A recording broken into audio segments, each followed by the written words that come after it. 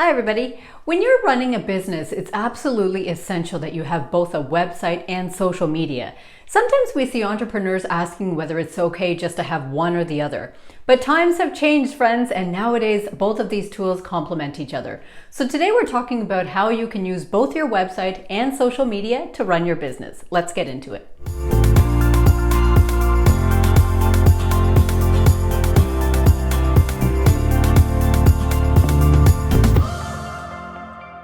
Now, if you're new here, my name is Liz, and I love to talk about how you can use tools like video marketing, public speaking, and social media to run your new business.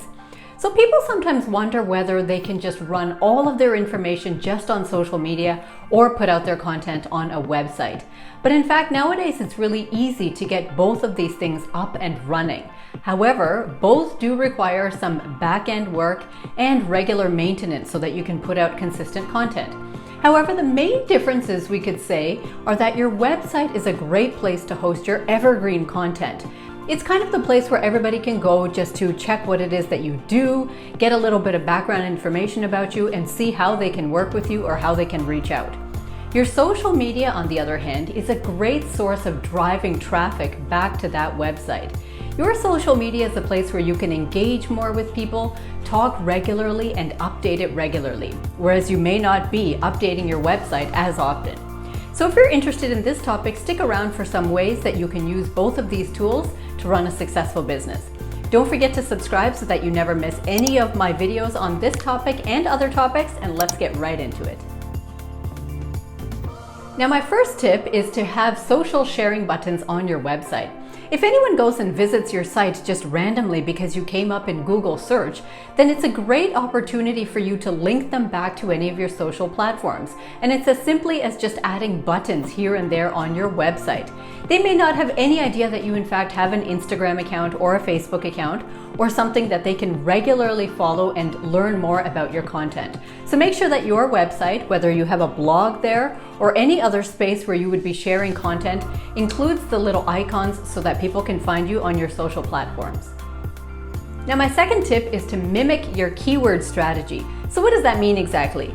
Now, when you're building your website, we know by now that we need to have keywords that are splattered throughout your site that are rich in the content that you are actually wanting to be known for. That way, when people search on Google for your topic, your website has a chance of coming up. Similarly, when people are on social platforms, they may also be searching for similar topics. So make sure that the keywords that you have tried to populate into your website, you use the same or similar keywords on your social platforms so that you can equally come up in both of those areas.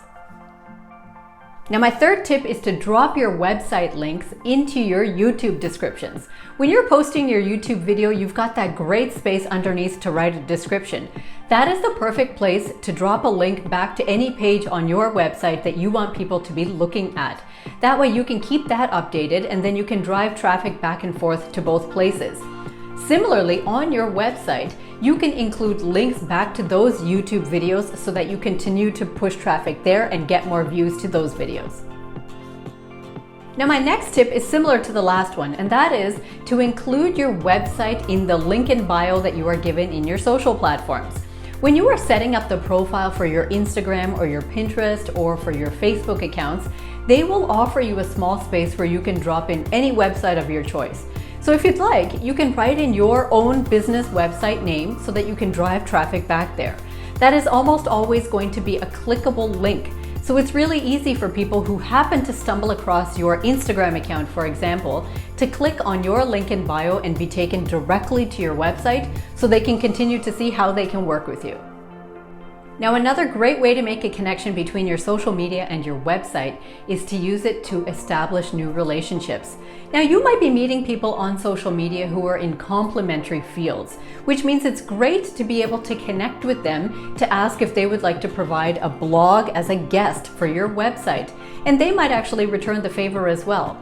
This opens you up to new possibilities of meeting new people and getting your material out in front of new audiences. It helps to further drive traffic between your social media platforms as well as your website, and it also creates greater engagement and puts you in front of new groups on your social media platforms. Now, two of the key differences between the content of your social media as well as your website is that it is far easier to update the material on your social media profiles, and that material is in front of audiences that are already existing and there and looking for that material. Your website, on the other hand, is a place that we would only update every once in a while when there is really something new to say, or when we are adding a new blog post or a new video or a new lead magnet, for example. It takes a little bit more work from the back end, and people will really only bump into your site if you've actually actively driven traffic there or come up in Google search results. This is the reason why new business owners are really encouraged to actively work on their social media so that their content is constantly in front of their target audience and then driving traffic back to their website.